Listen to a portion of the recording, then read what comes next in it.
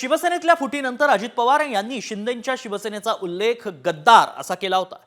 यावर जे अजित पवार बोलले होते तेच आपण बोललो असं स्पष्टीकरण कुणाल कामरानं दिलं। आता अजित पवारांनीच मात्र विरोधी पक्षात असताना माझं ते वाक्य बरोबर होतं, मात्र आता चुकीचं आहे असं म्हटलंय।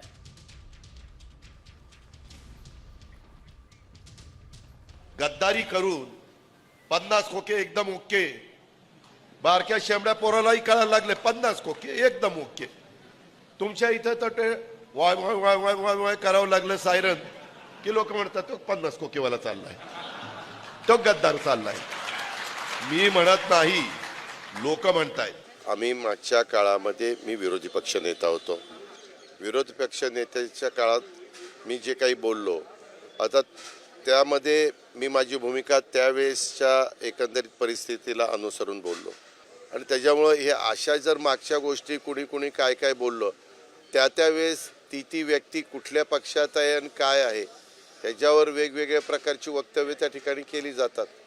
आम्ही आज एकत्र आहोत, आम्ही एकत्रपणे काम करतोय, राज्याला पुढे नेण्याचा मनापासूनचा प्रयत्न करतो।